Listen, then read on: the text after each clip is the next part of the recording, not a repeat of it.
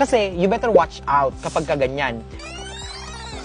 Alright, sa video naman na to, kung isa kang trader, you have to watch out for the high impact news. So let's talk about this. Ano ba yung mga high impact news? High impact news are news that can possibly make the market move impulsively.